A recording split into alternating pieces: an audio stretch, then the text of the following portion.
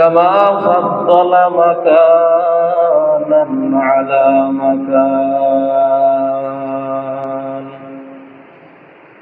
وإنسانا على إنسان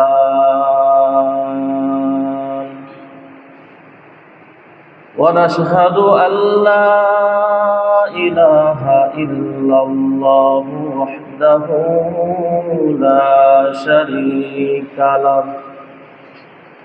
ونشهد أن سيدنا وسندنا وحبيبنا وطبيبنا ومولانا محمدا عبده ورسوله أرسله الله تعالى بالحق بشيرا ونذيرا وداعيا إلى الله بإذنه وسراجا منيرا أما بعد فأعوذ بالله من الشيطان الرجيم بسم الله الرحمن الرحيم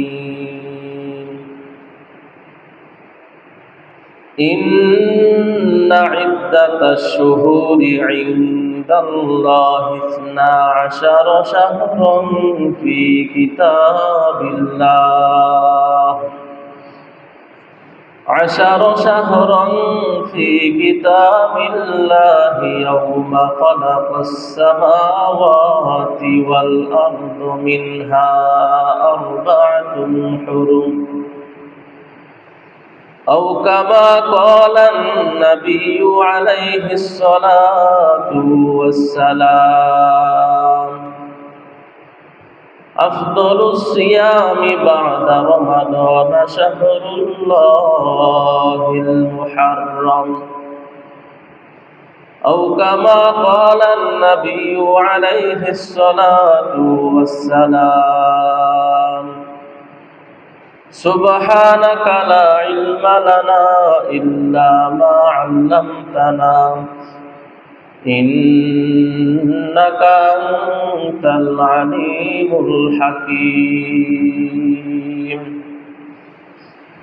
رب اشرح لي صدري ويسر لي أمري واحلل عقدة من لساني يفقه قولي إن الله وملائكته يصلون على النبي يا أيها الذين آمنوا صلوا عليه وسلموا تسليما اللهم صل على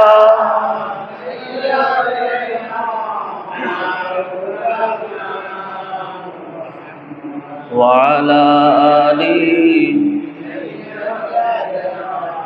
مولانا محمد اللهم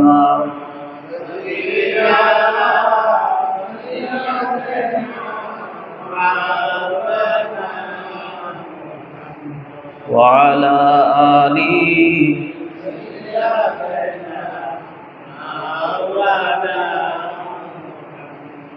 محمد मुस्तफा जाने खुदा को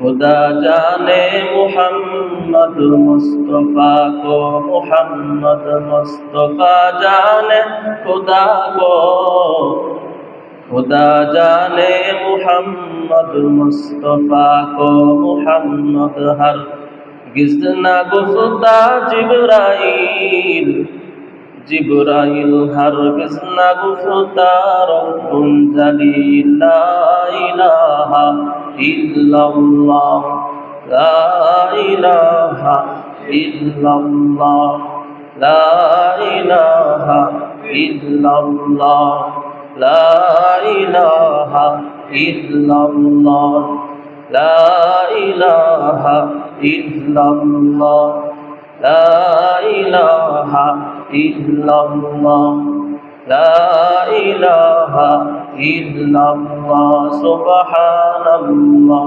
আলহামদুলিল্লাহ লা ইলাহা ইল্লাল্লাহ সুবহানাল্লাহ আলহামদুলিল্লাহ লা ইলাহা ইল্লাল্লাহ লা ইলাহা ইল্লাল্লাহ মুহাম্মাদুর রাসূলুল্লাহ। আলহামদুলিল্লাহ, মুহররম মাসের প্রথম জুমা। মহান আল্লাহ সুবহানাহু ওয়া তাআলা আমাদেরকে পবিত্র জুমার নামাজ আদায় করার জন্য প্রিয় ঘর, পবিত্র জায়গা মসজিদে আসার মতো, বসার মতো তৌফিক দান করলেন। এজন্য সেই মহান আল্লাহ তাআলার দরবারে দিল থেকে কালিমাতুশ শুকর আদায় করি, সকলে বলি আলহামদুলিল্লাহ। লক্ষ কোটি দুরূদ ও সালাম বিশ্ব মানবতার কান্ডারি, মুক্তির দিশারি, সাইয়্যিদুল মুরসালিন, খাতামুন নবীন, আকায়ে নামদার, তাজদারে মদিনা, দু জাহানের সরদার জনাবে মুহাম্মাদুর রাসূলুল্লাহ সাল্লাল্লাহু আলাইহি ওয়াসাল্লাম। সম্মানিত হাজিরিন, আমি আপনাদের সম্মুখে মহাগ্রন্থ আল কুরআনুল কারীমের সূরাতুত তাওবার 36 নং আয়াতে কারিমা তেলাওয়াত করেছি। বিশ্বনবী, শেষ নবী, মহানবী সাল্লাল্লাহু আলাইহি ওয়াসাল্লামের অসংখ্য অগণিত অমীয় বাণী হাদিস শরীফ থেকে একটি হাদিস পাঠ করেছি। মহান আল্লাহ পাক রব্বুল আলামিন যেন উক্ত আয়াত ও হাদিসের আলোকে সময়ের সংক্ষিপ্ত পরিসরে আমল, ইখলাস, হেদায়েতের উদ্দেশ্যে কিছু কথা আমাকে বলার তৌফিক দান করেন। সকলে বলেন আমিন। মাইকের আওয়াজ যতদূর পর্যন্ত যায়, পর্দার আড়ালের মা বোনরা সহ সকলেই যেন এই কোরআন এবং সুন্নাহর কথাগুলো সঠিকভাবে আমলের নিয়তে শ্রবণ করতে পারে, আল্লাহ তৌফিক দান করেন। সকলে বলেন আমিন। মুহররম মাস, আজকে 3 তারিখ। মহান আল্লাহ পাক রব্বুল আলামিন নিজে এই মাসগুলো নির্ধারণ করেছেন।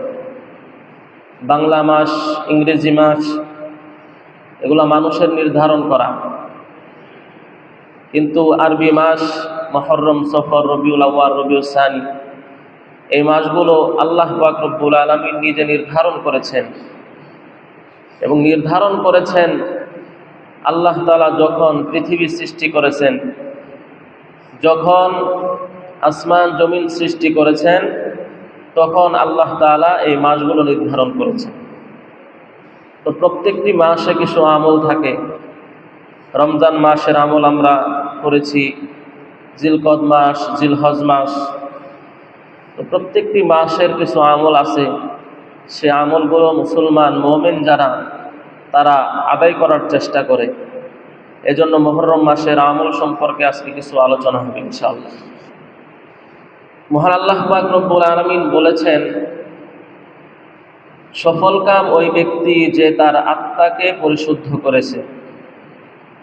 ব্যর্থ হচ্ছে ওই ব্যক্তি যে তার আত্মাকে কলুষিত করেছে। আল্লাহ তাআলা কোরআন কারীমে বলেন, কদ আফলাহা মান যাক্কাহা ওয়া কদ খাবা মান দাসাহা। সফল কাম হচ্ছে ওই ব্যক্তি যে তার আত্মাকে পরিশুদ্ধ করেছে, আর ব্যর্থ হচ্ছে ওই ব্যক্তি যে তার আত্মাকে কলুষিত করেছে। আল্লাহ পাক রব্বুল আলামিন অন্য সূরায় বলেন, কদ আফলাহা মান তাযাক্কা ওয়া যাকারা ইসমা রাব্বিহি ফাসাল্লা। আল্লাহ বলেন, সফল কাম ব্যক্তি হচ্ছে সে যে তার আত্মাকে পরিশুদ্ধ করেছে। আত্মা কিভাবে পরিশুদ্ধ হয় তার 2টা আলামত পরের আয়াতে আল্লাহ বলেন, যার আত্মা পরিষ্কার হয়েছে সেই ব্যক্তি 2টা আমল করবে।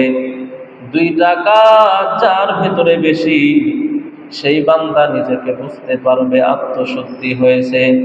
যার ভিতরে দুইটা কাজের কোনো গুরুত্ব থাকবে না, মনে করতে হবে আত্মা এখনো কলুষিত রয়ে গেছে। এখানে আত্মাকে পরিশুদ্ধ করা সফল কাম বলা হয়েছে। যার আত্মা পরিশুদ্ধ সে সফল কাম। এটা দুনিয়ার সফল কাম না, চূড়ান্ত সফল কাম, সে জান্নাতি। বলেন সুবহানাল্লাহ। কদ আফলাহাল মুমিনুন, মুমিনের আত্মা পরিশুদ্ধ। আল্লাযীনা হুম ফি সলাতিহিম খাশিউন, যারা নামাজের ভিতরে খুশুর সাথে নামাজ পড়ে। সফল কাম মুমিন ব্যক্তি, যাদেরকে সফল কাম বলা হয়েছে তারাই জান্নাতি হবে।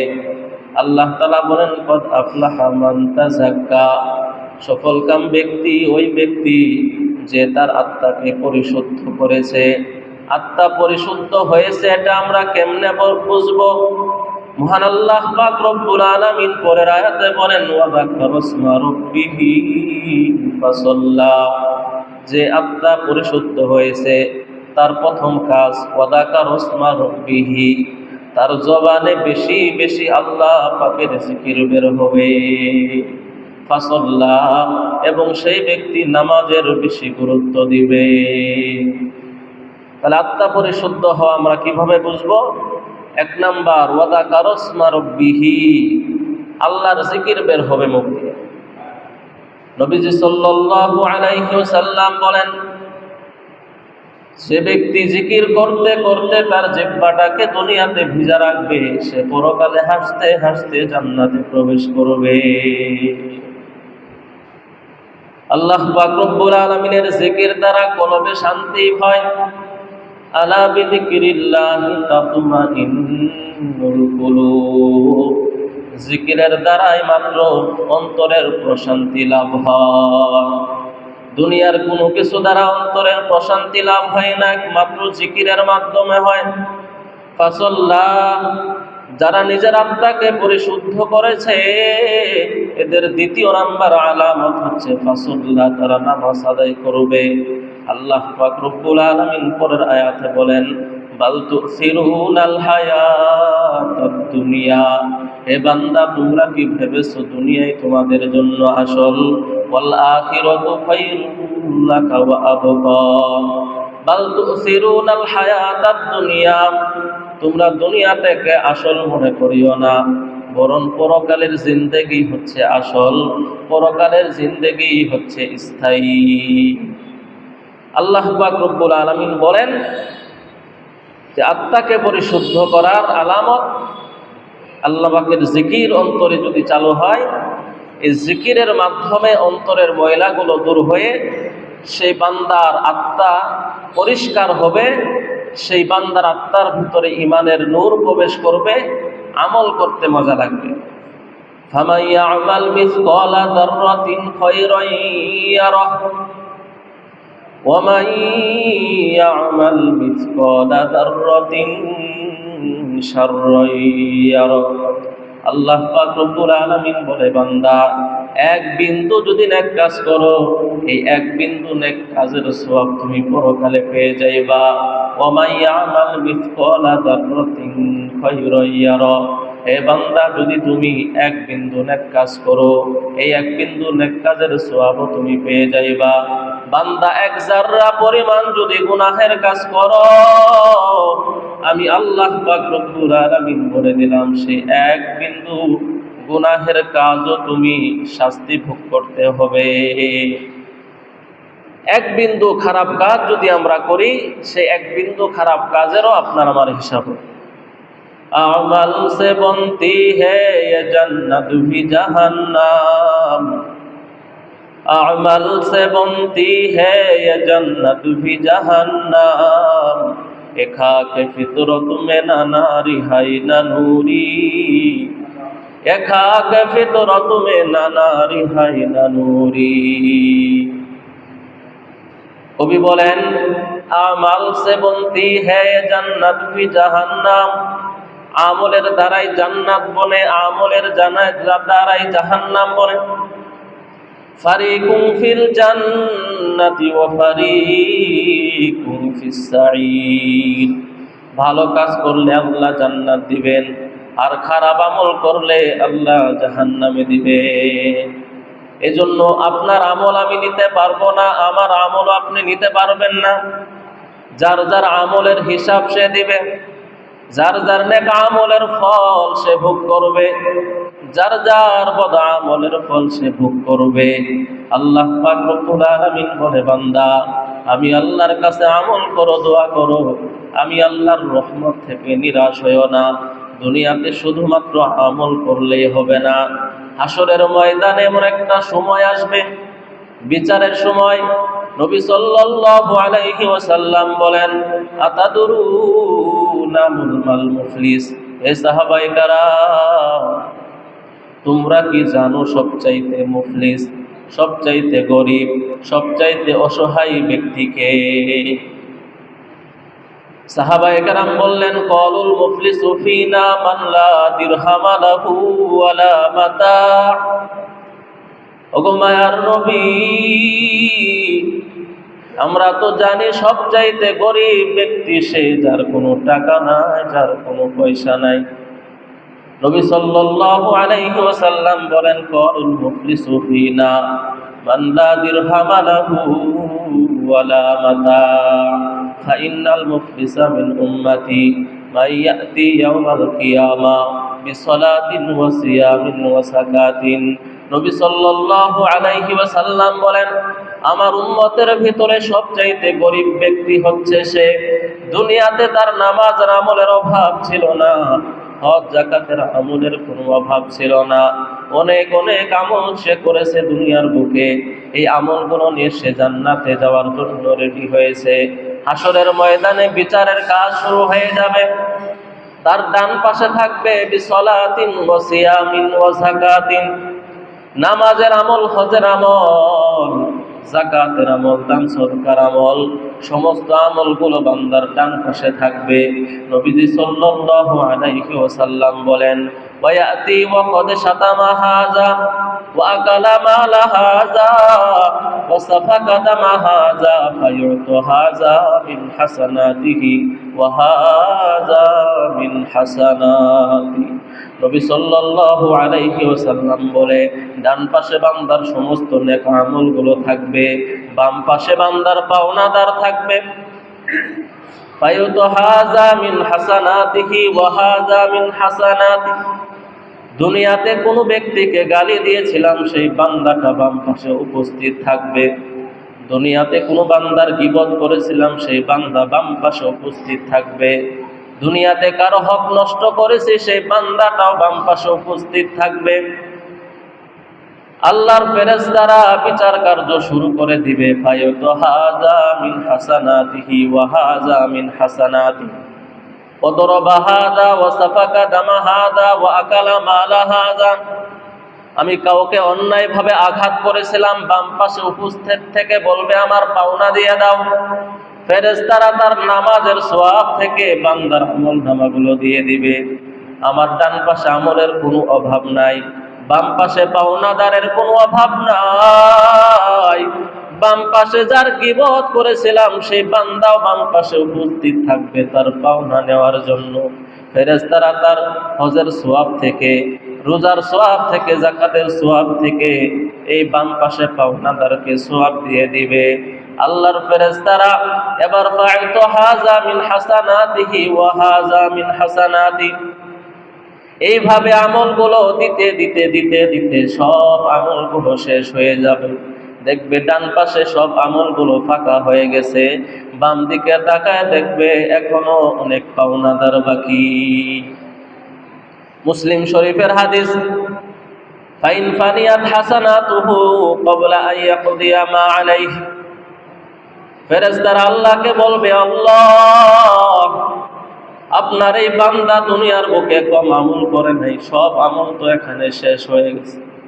আল্লাহ বলবে, আমার বান্দার আমল শেষ, কিন্তু পাওনাদারও এখন অনেক বাকি। পাওনাদারের গুনাহগুলো সেই বান্দার আমল নামায় দিয়ে দাও। তাহলে নিয়ে গেলাম আমল, আমল শেষ, গুনার বোঝা আমার মাথায় আসে। নবী সাল্লাল্লাহু আলাইহি ওয়াসাল্লাম বলেন, এবার ফেরেশতারা আল্লাহর কাছে বলবে, ফাতুরিহাত আলাইহি সুম্মা তুরিহা ফিন্নার, এই বান্দাকে চিরস্থায়ী জাহান্নামের ভিতরে ফেলিয়া দাও। আল্লাহ পাক রব্বুল আলামিন বলেন, ইয়া আইয়ুহাল্লাযীনা আমানু ইজতানিবু কাসীরাম মিনাদ-দন ইন্না বা'দাদ-দন্নি ইসমুন ওয়ালা তাজাসসু ওয়ালা ইয়াগতাব বা'দুকুম বা'দা আইয়ুহিব্বু আহাদুকুম আন ইয়াকুলা লাহমা আখিহি মাইতান ফাকারিহতুমু। আল্লাহ পাক রব্বুল আলামিন বলেন, হে মুমিনগণ, ইয়া আইয়ুহাল্লাযীনা আমানু, হে ঈমানদারগণ, ইজতানিবু কাসীরাম মিনাদ-দন, তোমরা অপরের ব্যাপারে খারাপ ধারণা করিও না। ইন্না বা'দাদ-দন, নিশ্চয় খারাপ ধারণা হচ্ছে পাপ, কবিরা গুনাহ। নবী সাল্লাল্লাহু আলাইহি ওয়াসাল্লাম বলেছেন, এক একটা কবিরা গুনাহ যদি বান্দা করে ফেলে আর সেই কবিরা গুনাহ থেকে যদি তওবা না করে, একটা কবিরা গুনাহর পরিমাণ কমপক্ষে ৭,০০০ বছর জাহান্নামের আগুনে জ্বলতে হবে। নাউযুবিল্লাহ। আল্লাহ পাক রব্বুল আলামিন বলেন, ওয়ালা তাজাসসু, তোমরা গুপ্তচর বৃত্তি করো না, এটাও পাপ, কবিরা গুনাহ। ওয়ালা ইয়াগতাব বা'দুকুম বা'দা, তোমরা একে অপরের ব্যাপারে গীবত করো না। আইয়ুহিব্বু আহাদুকুম আইয়াকুলা লাহমা আখিহি মাইতান ফাকারিহতুমু, তোমরা কি পছন্দ করো তোমার ভাই যখন মারা যায় সেই মরা ভাইয়ের গোশত খাওয়া যেমন অপছন্দনীয় কাজ, তেমনি ভাবে এক মুসলমান অপর মুসলমানের গীবত করাও হচ্ছে অপছন্দনীয় কাজ। আল্লাহ পাক রব্বুল আলামিন বলেন, এই চারটি বদ আমল যদি থাকে, ওয়াত্তাকুল্লাহ, হে বান্দা আমি আল্লাহকে ভয় করো, ইন্নাল্লাহা তাওয়াবুর রহিম, নিশ্চয় আমি আল্লাহ তওবাকারীদের তওবা আমি আল্লাহ কবুল করি। আল্লাহ পাক রব্বুল আলামিন এই সমস্ত গুনাহ থেকে বিরত থাকতে বলেছেন। বুখারী শরীফে নবী সাল্লাল্লাহু আলাইহি ওয়াসাল্লাম বলেন, মাইয়াযমান লিমা বাইনা লাহইয়াইহি ওয়া মা বাইনা রিজলাইহি আযমানু লাহুল জান্নাহ। নবীজি বলে, উম্মত, দুইটি কাজের জিম্মাদার যদি তোমরা হইতে পারো, আমি নবী তোমাদের জিম্মাদার হয়ে জান্নাতে নিয়ে যাব। দুইটি কাজের জিম্মাদার যদি এই উম্মত হতে পারে, আল্লাহর নবী বলেন আমি নিজে তাকে জিম্মাদার হয়ে জান্নাত পর্যন্ত পৌঁছায় দেব। বলেন সুবহানাল্লাহ। মাইয়াযমান লিমা বাইনা লাহইয়াইহি, এক নাম্বার তোমার জবানের হেফাজত করো। ওমা বাইনার রিজলাইহি, এবং লজ্জাস্থানের হেফাজত করো। আযমানু লাহুল জান্নাহ, আমি নবী জান্নাতের জিম্মাদার হয়ে যাব। এজন্য আল্লাহ পাক রব্বুল আলামিন বলেছেন, বান্দা অল্প আমলও যদি করো সে আমলের বিনিময় তুমি পাইবা, আর অল্প বদ আমলও যদি করো সেই বদ আমলেরও বিনিময় তুমি পেয়ে যাইবা। ইন্নাল হাসানাতি ইউযহিবুনাস সাইয়্যাত, যদি বান্দা গুনাহ করে ফেলো, গুনার পর সাথে সাথে নেক কাজ করো। যদি গুনাহ সংঘটিত হয়, সাথে সাথেই সেই গুনার কাফফারা স্বরূপ একটু দান করো, অথবা 2 রাকাত নামাজ পড়ো। ইন্নাল হাসানাতি ইউযহিবুনাস সাইয়্যাত, নেক কাজ করলে এই নেক কাজের বরকতে আল্লাহ তাআলা সমস্ত গুনাহ মাফ করে দেন। বলেন সুবহানাল্লাহ। আল্লাহ পাক রব্বুল আলামিন বলেন, ইন্না ইদ্দাতাশ শুহুরি ইনদাল্লাহি 12 শাহরান ফি কিতাবিল্লাহ ইয়াওমা খালাকাস সামাওয়াতি ওয়াল আরদা মিনহা আরবাআতুন হুরুম। আল্লাহ তাআলা বলেন, নিশ্চয় আল্লাহ তাআলার কাছে গণনার মাস হচ্ছে 12টি। যখন থেকে আল্লাহ তাআলা আসমান জমিন সৃষ্টি করেছেন তখন থেকে আল্লাহর কাছে গণনিত মাস হচ্ছে 12টি। এর মধ্যে আরবাআতুন হুরুম, 4টি মাস হচ্ছে অধিক সম্মানিত। এই সম্মানিত 4টির মাসের ভিতরে এই মুহররম মাস আরো সবচেয়ে সম্মানিত। কারণ এই মুহররম মাস হচ্ছে ভাঙ্গা গড়ার মাস। আল্লাহ পাক রব্বুল আলামিন যেদিন পৃথিবী সৃষ্টি করেছেন সেই দিনটি ছিল মুহররম মাসের 10 তারিখ আশুরা। 10 মুহররম আল্লাহ তাআলা পৃথিবী সৃষ্টি করেছেন।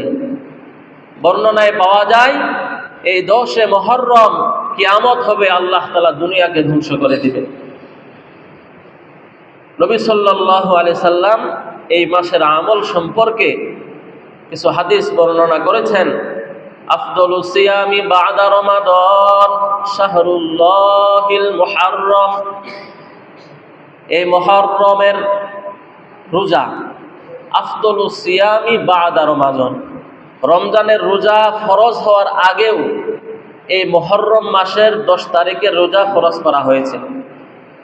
মুহররম মাসের 10 তারিখের রোজা ফরজ ছিল রমজানের রোজা ফরজ হওয়ার আগে, অর্থাৎ অন্য অন্য নবীরাও এই মুহররমের রোজা আশুরার রোজা রাখতেন। নবী সাল্লাল্লাহু আলাইহি ওয়াসাল্লাম বলেন, সিয়ামু ইয়াউমি আশুরা আহতাসিবু আলাল্লাহ আন ইউকাফিরাস সানাতাল্লাতী ক্বাবলাহু। নবী সাল্লাল্লাহু আলাইহি ওয়াসাল্লাম বলে, উম্মত, আশুরার রোজা যে ব্যক্তি রাখবে, আশুরার 10 তারিখের রোজা যে ব্যক্তি রাখবে, আহতাসিবু আলাল্লাহ, আমি আল্লাহর কাছে বড় আশাবাদী, আইয়ুকাফিরাস সানাতাল্লাতী ক্বাবলাহু, এই আশুরা রোজা রাখার দ্বারা আল্লাহ তার 1 বছরের সমস্ত সগীরা গুনাহগুলো মাফ করে দিবে। আশুরার রোজা মানে মুহররম মাসের 10 তারিখ, আজকে মুহররম মাসের 3 তারিখ, এই হিসাবে আগামী শুক্রবার মুহররম মাসের 10 তারিখ হয়। নবী সাল্লাল্লাহু আলাইহি সাল্লাম আরেকটি হাদিস বর্ণনা করেছেন, সুমু আশুরা ওয়া খালিফু ফীহিল ইয়াহুদা ওয়া সুমু ক্বাবলাহু ইয়াওমান ওয়া বা'দাহু ইয়াওমা, যে তোমরা আশুরার রোজা রাখো, মুহররম মাসের 10 তারিখের রোজা রাখো, ওয়া খালিফু ফীহি, তবে একটু ব্যবধান করো, কারণ এই মুহররম মাসের রোজা ইহুদিরাও রাখে, বিধর্মীরাও রোজা রাখে, খ্রিস্টানরাও এই 10 তারিখে রোজা রাখে।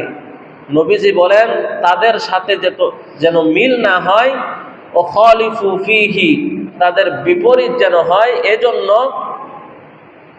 ওয়াসুমু ক্বাবলাহু ইয়াওমান ওয়া বা'দাহু ইয়াওমান, 10 তারিখ রোজা ঠিক রেখে আগের দিন একটা রাখো অথবা পরের দিন একটা রাখো, অতএব 2টি রোজা রাখো, তাহলে তাদের সাথে সাদৃশ্য হবে না।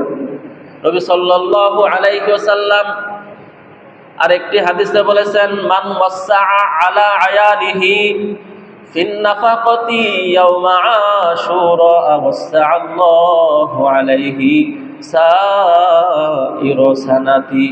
নবী সাল্লাল্লাহু আলাইহি ওয়াসাল্লাম বলেন, মান ওয়াসআ আলা আয়ালিহি ফিন নাফাকাতি, যে ব্যক্তি আশুরা মানে মুহররম মাসের 10 তারিখ, যে ব্যক্তি আশুরার দিনে তার পরিবারের প্রতি খরচের হাত প্রশস্ত করবে, ইয়াউমা আশুরা ওয়াসআ আল্লাহ, যে ব্যক্তি তার পরিবারের প্রতি খরচের হাত প্রশস্ত করবে, অর্থাৎ ভালো মন্দ খরচ করবে, বাজার করবে, আল্লাহ পাক রব্বুল আলামিন ওয়াসআ আল্লাহু আলাইহি সাইরা সানাতি, আল্লাহ তাআলা তার জন্য সারা বছরের নিরাপদ রিজিকের ব্যবস্থা করে দিবে। বলেন সুবহানাল্লাহ। কেমন বরকত! নিজের পরিবারের জন্য যারা খরচের হাত প্রশস্ত করবে, সারা বছর আল্লাহ তাআলা তার রিজিকের প্রশস্ততা দান করবে। আল্লাহ তাআলা আমাদেরকে আমল করার তৌফিক দান করেন। আমিন। আল্লাহ পাক রব্বুল আলামিন এই মুহররম মাসের 10 তারিখ আশুরা, হযরত আদম আলাইহিস সালামকে যেদিন সৃষ্টি করেছেন সেই দিনটি ছিল আশুরার দিন। আল্লাহ পাক রব্বুল আলামিন হযরত আদম নবীকে যখন দুনিয়াতে পাঠাইলেন সেই দিনটিও ছিল মুহররম মাসের 10 তারিখ। হযরত আদম নবী দুনিয়াতে এসে শুধু আল্লাহর কাছে দোয়া করছেন, রব্বানা যালামনা আনফুসানা ওয়া ইল্লাম তাগফির লানা وترحمنا لنكونن من الخاسرين। মতান্তরে 400 অথবা 460 বছর সব সময় তিনি এই দোয়া করছেন, রব্বানা যালামনা আনফুসানা ওয়া ইল্লাম তাগফির লানা ওয়া তারহামনা লানাকুনান্না মিনাল খাসিরিন। আয় আল্লাহ, আমি আমার নিজের উপরে জুলুম করেছি, আয় আল্লাহ আমি আমার নিজের উপরে অত্যাচার করেছি, আল্লাহ তুমি যদি ক্ষমা না করো আমার কোনো পথ নাই। তো হযরতে আদম আলাইহিস সালাম এই দোয়া সব সময় করতেন। 460 বছর পর হযরত আদম নবীর হঠাৎ করে একটি কথা মনে আসে এবং দোয়া করলেন, আল্লাহ আমি তো জান্নাতের গেটের ভিতরে লেখা দেখছিলাম, লা ইলাহা ইল্লাল্লাহু মুহাম্মাদুর রাসূলুল্লাহ। আল্লাহ আমি জান্নাতের গেটে লেখা দেখছি আপনার নাম, পাশে মুহাম্মদ সাল্লাল্লাহু আলাইহি ওয়াসাল্লামের নাম। আল্লাহ অবশ্যই মুহাম্মদ একজন দামি লোক, একজন দামি মানুষ, এই জন্য তো আপনার পাশে তার নামটা লিখে রাখছেন। এবার আদম নবী দোয়া করে, আল্লাহ ওই মুহাম্মদ সাল্লাল্লাহু আলাইহি ওয়াসাল্লামের ওসিলায় আমি আপনার কাছে ক্ষমা চাই, আল্লাহ আপনি আমারে ক্ষমা করে দেন। আল্লাহ পাক রব্বুল আলামিন হযরত আদম আলাইহিস সালামকে সেই দিন ক্ষমা করে মা হাওয়ার সাথে দেখা করিয়ে দিয়েছেন। দুনিয়ার জীবন শুরু হয়েছে। সেই দিনটিও হলো আশুরার দিন, মুহররম মাসের 10 তারিখ। তো এই আশুরা হচ্ছে ভাঙ্গা গড়ার মাস। হযরত আদম নবী আলাইহিস সালামের পরে আরেকজন নবী এসেছিলেন, হযরত ইদ্রিস আলাইহিস সালাম। আল্লাহ পাক রব্বুল আলামিন হযরত ইদ্রিস আলাইহিস সালামকে দুনিয়াতে পাঠিয়েছেন দাওয়াতি কাজ করার জন্য। ইদ্রিস নবী দুনিয়ার মানুষের মাঝে দাওয়াত দেয়। আল্লাহ পাক রব্বুল আলামিন আমাদের নবীজিকে দেখিয়েছেন মেরাজের ঘটনায়। নবীজি সাল্লাল্লাহু আলাইহি ওয়াসাল্লাম যখন মেরাজে যান, চতুর্থ আসমানে হযরত ইদ্রিস আলাইহিস সালামের সাথে দেখা। হযরত ইদ্রিস আলাইহিস সালাম নবীজিকে মোবারকবাদ জানায়, স্বাগতম জানায়। ইদ্রিস নবী ডাক দেয়া বলে, আখিরি নবী মোবারকবাদ, ধন্যবাদ, স্বাগতম, আপনার সফর সফল হোক।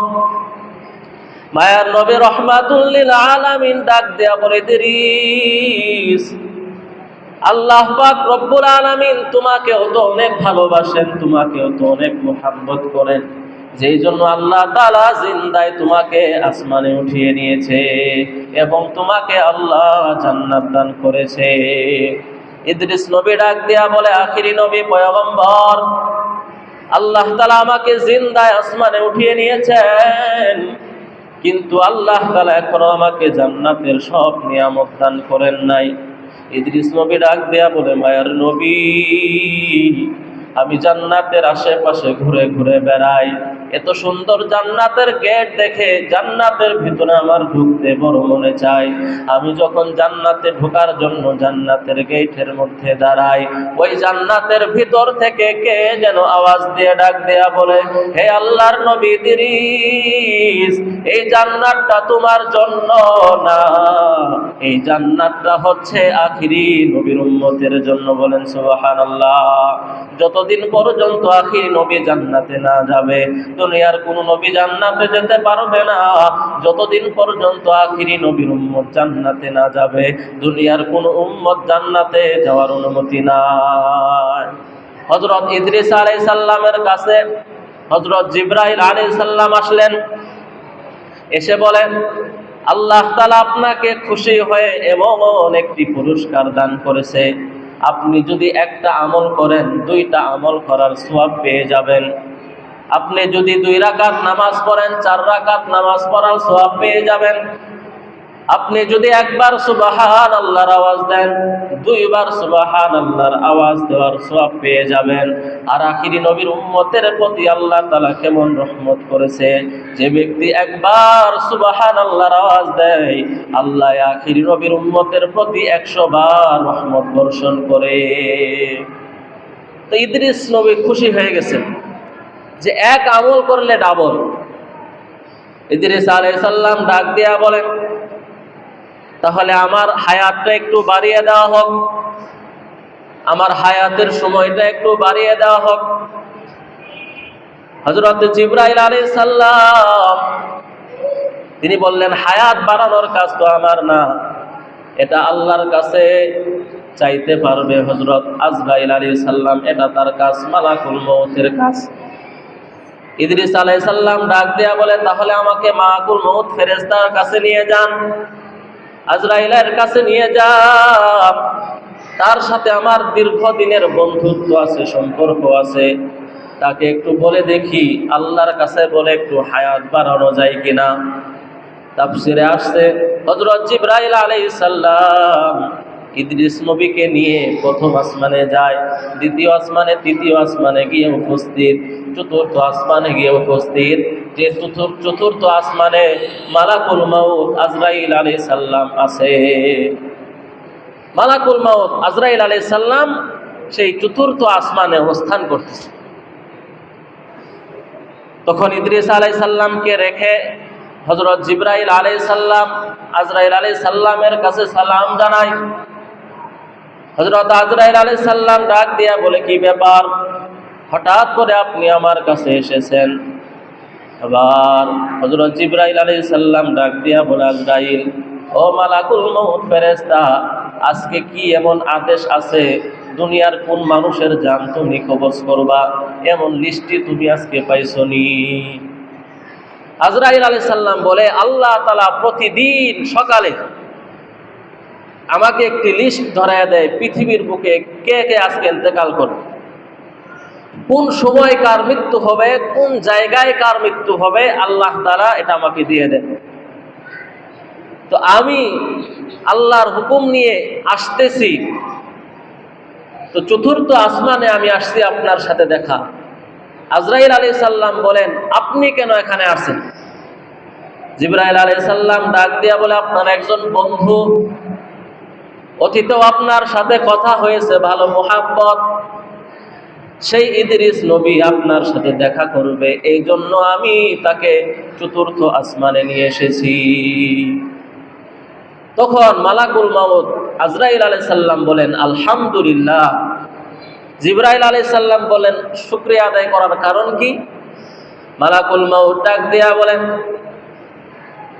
আমি আল্লাহ তাআলার হুকুম নিয়ে চতুর্থ আসমানে এসেছি, আমি লিস্টি পেয়েছি, এই চতুর্থ আসমানে আল্লাহর নবী ইদ্রিস আলাইহিস সালামের জান কবজ করা হবে।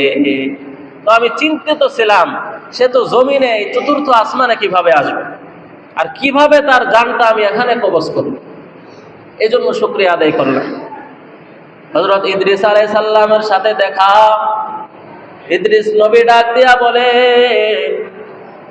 ও মালাকুল মউত, আপনার সাথে তো আমার একটা বন্ধুত্ব আছে, ইতিপূর্বেও আপনার সাথে আমার কথা হয়েছে, আপনার সাথে সুসম্পর্ক আছে, আমি এসেছি, আমার আমলের সওয়াব আল্লাহ তাআলা দ্বিগুণ করে দিয়েছে, আমি আপনার কাছে আরজি জানাইতে এসেছি, আমার হায়াত একটু বাড়িয়ে দেওয়া যায় কিনা। মালাকুল মউত ডাক দিয়া বলে, হায়াত বাড়াবো তো দূরের কথা, আজকে আপনার হায়াত শেষ, এখানে আপনার জান কবজ করা হবে, এজন্য আল্লাহ আমাকে পাঠাইছে। ইদ্রিস নবী ডাক দিয়া বলে, ইতিপূর্বেও আপনার সাথে কথা হয়েছিল, যখন আমার মৃত্যু হবে, মৃত্যুর 3 মাস আগে আমার খবর দিবেন, মৃত্যুর আগে 3 বার আমাকে সতর্কিত করবেন, যাতে আমি আমার আমলগুলো শুদ্ধ করতে পারি, আমার অন্তরটা পরিষ্কার করতে পারি। মৃত্যুর আগে আমাকে 3 বার সংবাদ দিয়া দিবে। মালাকুল মউত হযরত আজরাইল আলাইহিস সালাম ডাক দিয়া বলে, আপনাকে 3 বার সতর্কিত করা হয়েছে, আপনি বুঝেন নাই। অবশ্যই আপনাকে 3 বার সতর্ক করা হয়েছে, আপনি বুঝেন নাই। তো বুঝে নাই মানে? মালাকুল মউত হযরত আজরাইল আলাইহিস সালাম ডাক দিয়া বলে, আল্লাহর নবী ইদ্রিস, কিছুদিন পূর্বে আপনার দাড়িগুলো কালো ছিল, এখন আপনার দাড়িগুলো সাদা হয়ে গেছে, আপনি কি বুঝেন না? কালা দাড়িগুলো সাদা হওয়ার আলামত কি? কালা দাড়ি সাদা হওয়ার প্রথম আলামত, মৃত্যুর সংবাদ আপনার কাছে পৌঁছে গেছে। দ্বিতীয় নম্বর আলামত কি আপনি বুঝেন না? আপনি যুবক ছিলেন, আপনার শরীরের চামড়াগুলো টান টান ছিল, আপনার শরীরের চামড়াগুলো এখন টান টান নাই, ঢিলা হয়ে গেছে। ও আল্লাহর নবী ইদ্রিস, আপনি কি বুঝেন না? আপনাকে সতর্ক করা হয়েছে। এই টান টান চামড়াগুলো ঢিলা করে আল্লাহ সতর্ক করে দিয়েছে, মৃত্যুর আরেক ধাপ আপনি আগিয়ে গিয়েছে। মালাকুল মউত আজরাইল আলাইহিস সালাম ডাক দেয়া বলে, আল্লাহর নবী, আপনি কি বুঝেন না? আপনি সোজা সাপটা একজন মানুষ ছিলেন, এখন আপনি বয়সের কারণে বাঁকা হয়ে গেছেন। এটা হচ্ছে সবচাইতে আখেরি আলামত, মৃত্যুর আলামত। যারা সোজা মানুষ বৃদ্ধের কারণে, বয়সের কারণে বাঁকা হয়ে যায়, তাদের মৃত্যুর শেষ, আল্লাহ মৃত্যুর শেষ চিঠি তাদের জন্য পাঠায়া দেয়। আল্লাহ পাক রব্বুল আলামিন এই কথাটা জানিয়ে দিয়েছেন শুধু সেই নবীকে না, আল্লাহ তাআলা সমস্ত উম্মতকে জানিয়ে দিয়েছে, উম্মত তোমার একটা দাড়ি যখন সাদা হয়ে যাবে, মনে রাখবা তোমার মৃত্যুর চিঠি এসে গেছে। তোমার শরীরের চামড়া যখন ঢিলা হয়ে যাবে, দুনিয়ার মহাব্বত অন্তর থেকে বের হয়ে যায়, মাওলার জন্য কাজ করো, আত্মশুদ্ধির জন্য কাজ করো। কদ আফলাহা মান তাযাক্কা, আত্মাকে পরিশুদ্ধ করো। ওয়াযাকারা ইসমা রাব্বিহি ফাসাল্লা, আল্লাহর জিকির করো, নামাজ পড়ো। দুনিয়ার সময় তোমার জন্য শেষ হয়ে আসছে। দুনিয়াটা চিরস্থায়ী না, বাল তুসিরুনাল হায়াতাদ দুনিয়া, দুনিয়াটা চিরস্থায়ী না। ওয়াল আখিরাতু খায়রুম ওয়া আবকা, দুনিয়াটা ধ্বংসশীল, এর চাইতে উত্তম জিন্দেগি হচ্ছে আখিরাতের জিন্দেগি। সেই জিন্দেগিটা স্থায়িত্ব, দুনিয়ার জিন্দেগির স্থায়িত্বর চেয়ে অনেক বেশি। তো মূল কথা হচ্ছে আমাদের আত্মশুদ্ধি হতে হবে। আল্লাহ পাক রব্বুল আলামিন আমাদের আত্মাকে পরিশুদ্ধ করে খাঁটি মুমিন মুসলমান হওয়ার তৌফিক দান করেন। সকলে বলেন আমিন। আমরা সামনের শুক্রবার, যেহেতু 10 তারিখ মুহররম মাসের, আমরা বৃহস্পতিবার এবং শুক্রবার রোজা রাখবো ইনশাআল্লাহ, অথবা শুক্রবার এবং শনিবার রোজা রাখবো ইনশাআল্লাহ। মা বোনরা যারা শুনেছেন, মা বোনরা বিশেষ করে রোজা রাখেন। আল্লাহ তাআলা সকলকে আমাদের এই মুহররম মাসের গুরুত্বপূর্ণ আমল আল্লাহ সকলকে করার তৌফিক দান করেন। সকলে বলেন আমিন। ওয়া আখিরু দাওয়ানা আলহামদুলিল্লাহি রাব্বিল আলামিন। যারা সুন্নত পড়ি